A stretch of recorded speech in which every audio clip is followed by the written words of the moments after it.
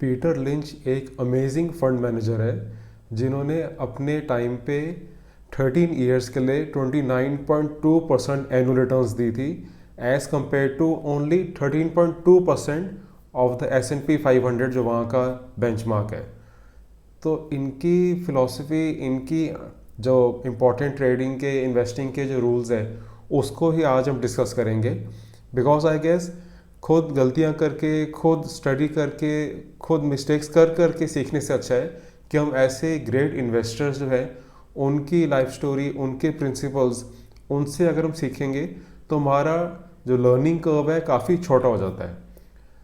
तो इनकी एक बहुत इम्पॉर्टेंट कोटेशन भी है।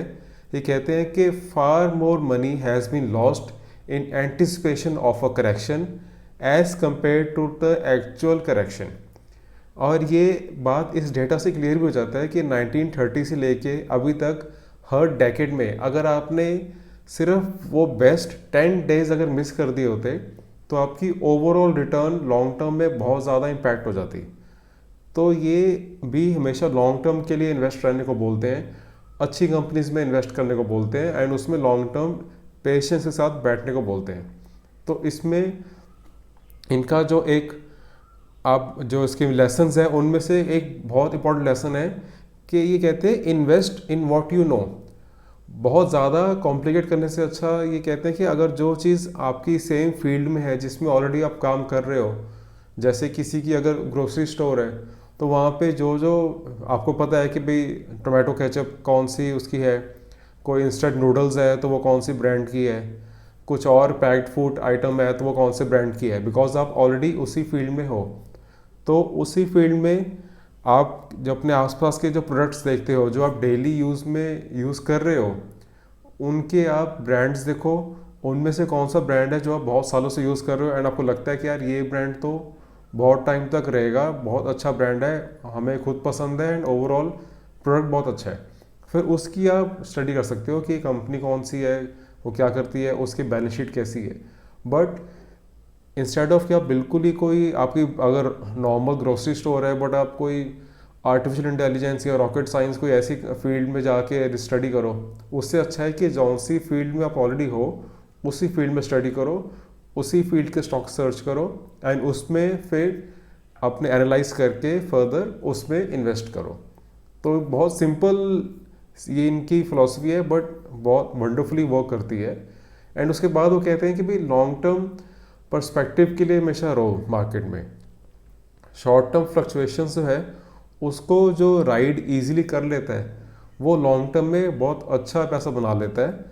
शॉर्ट टर्म की जो न्यूज़ में उसमें फंस जाता है वो फिर कभी भी इतना लॉन्ग टर्म नहीं रखता। और हम देखा था कि अगर आप पिछले 7-8 डेकेड्स में अगर वो बेस्ट 10 डेज हर डेकेड मिस कर देते तो आपकी ओवरऑल लॉन्ग टर्म परफॉर्मेंस कितनी ज़्यादा हिट हो जाती है। एंड इसके साथ वो कहते हैं कि आपको फंडामेंटल्स पे भी फोकस करना चाहिए। तो जो शॉर्ट टर्म नॉइज़ है, डेली की न्यूज़ है या मार्केट प्रेडिक्शंस है, अगर तो आप ट्रेडिंग करते हो, आपका स्टाइल हुआ है तो ठीक है, बट इनके अकॉर्डिंग उस सबको आपको इग्नोर करके कंपनी एक्चुअल में करती क्या है उस पर फोकस करना चाहिए। उससे आपकी कन्विक्शन और ज़्यादा इंक्रीज हो जाएगी एंड आप उस स्टॉक को, उस फंड को लंबे टाइम के लिए होल्ड कर पाओगे। एंड एक और पॉइंट ये जो बहुत इंपॉर्टेंट कहते हैं, वो कहते हैं कि invest in small growing companies. अब होता क्या है कि हर सेक्टर में एक दो हीरो कंपनीज होती है जो कि बहुत अच्छा परफॉर्म करती हैं बट जिनकी मार्केट कैप ऑलरेडी बहुत हाई हो चुकी होती है, जो ऑलरेडी बहुत अच्छा ग्रो करके ब्लू चिप या मिड कैप कंपनीज बन चुकी होती है। तो उसी फील्ड में आप ट्राई करो कि सेम फील्ड में जो ऑलरेडी सेक्टर्स अच्छे चल रहे हैं, जो सेक्टर्स लॉन्ग टर्म के लिए बहुत अच्छे हैं, उसी सेम फील्ड के अंदर ज़रूर कोई छोटी कंपनीज भी होगी जो हो सकता है आपके आसपास ही हो, आपके आसपास वाले शहर में या आपकी लोकेलिटी में कोई छोटी कंपनीज ज़रूर होंगी। उन पे आप स्टडी करो। हो सकता है तो अगर छोटी कंपनी से होती है उन पे अगर आप ट्राई करो, उनको मेल्स करके, उनको विजिट करके, तो काफ़ी बारी वो एंटरटेन भी कर लेते हैं एंड मैनेजमेंट आपसे बात भी कर लेता है।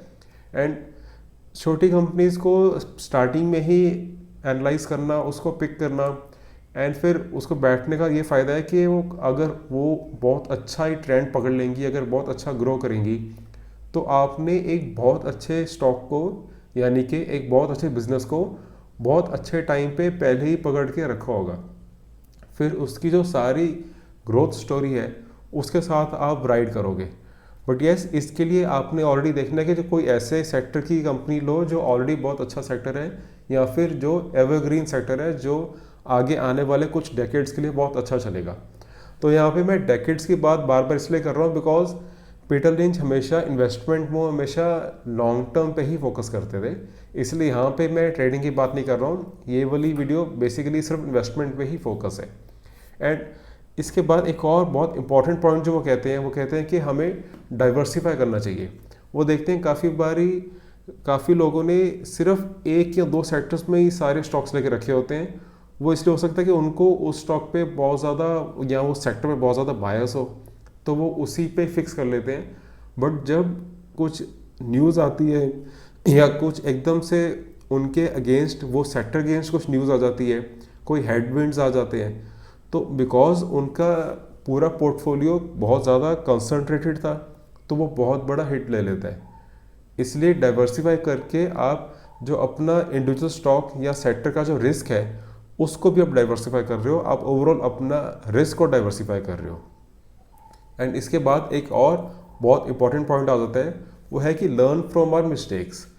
वो कहते हैं कि भाई जब भी आप इन्वेस्टमेंट करोगे, आप जितनी मर्जी स्टडी कर लो, जितने मर्जी आप अच्छी एनालिसिस कर लो, कुछ भी कर लो, आपने हो सकता है कि आपको कंपनी का अंदर बाहर सब कुछ पता हो, आप पूरे कन्विक्शन से उस पर इन्वेस्ट करो, बट फिर भी काफ़ी स्टॉक्स आपके गलत होंगे, काफ़ी स्टडीज़ आपकी गलत होगी, ये फिक्स है, मार्केट में ये हमेशा ही होगा।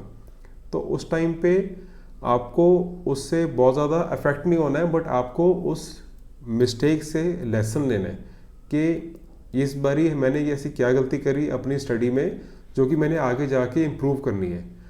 तो ये कहते हैं कि भी मिस्टेक्स जो करनी उसमें कोई इशू नहीं है, बट मिस्टेक से जो नहीं सीखता है, इम्प्रूव नहीं करता है, वो गलत बात है। आपको मिस्टेक्स से हमेशा सीख के इवॉल्व होना है और उसके बाद फिर और अच्छे इन्वेस्टर बनना है। एक और पॉइंट बहुत अच्छा जो यहाँ पे ये कहते हैं, दैट इज़ कि simple things work in the market. तो वो कहते हैं कि काफ़ी बारी ना काफ़ी जो न्यू इन्वेस्टर्स आते हैं, वो जो रेशियोज़ होती है एकदम बहुत ज़्यादा डिटेल में चल जाते हैं, फाइनेंस के एकदम रेशियो, डेट रेशियो बिल्कुल छोटी छोटी उसमें जाके ना, और ठीक है वो भी स्टडी करनी चाहिए, बट बहुत ज़्यादा उसके अंदर चल जाते हैं कि वो ओवरऑल बिगर पिक्चर है कि भी ओवरऑल मार्केट कर क्या रही है, ओवरऑल बिजनेस कर क्या रहा है, वो उसको इग्नोर कर देते हैं एंड रेशियोज़ के अंदर फंस जाते हैं। तो कहते हैं कि आप अपनी जो स्टडी है, जो आपकी स्ट्रेटजी है, उसको सिंपल रखो, बिकॉज जितनी सिंपल स्ट्रेटजी होगी उतना ही लंबा आप उस पर बैठ पाओगे, उतने कन्विक्शन से आप और स्टॉक्स को भी स्टडी कर पाओगे। एंड जितना सिंपल रहता है मार्केट में उतना अच्छा वर्क करता है, हमने देखा है। बिकॉज मोस्टली जैसे मैं बार बार कहता रहता हूँ, ये गेम ट्रेडिंग साइकोलॉजी की है, मार्केट साइकोलॉजी की है, इनफैक्ट अपनी माइंड की मैनेजमेंट की गेम है सारी। तो हम अपने आप को अच्छे से मैनेज कर लें वही काफ़ी है, इसलिए हमें अपनी स्ट्रेटजीज एटलीस्ट बहुत सिंपल रखनी चाहिए। अपनी स्ट्रेटजीज पे हमें बहुत ज़्यादा कॉम्प्लिकेशन लेके आएंगे तो वो हम उसमें ही हम फिर एनालिसिस पैरालिसिस के अंदर फंस के रह जाते हैं। एंड लास्ट पॉइंट जो ये कहते हैं, जो कि आई गेस सबसे इंपॉर्टेंट पॉइंट है, वो है कि भी पेशेंस एंड डिसिप्लिन जो है मार्केट में वो सबसे ज़्यादा इंपॉर्टेंट है।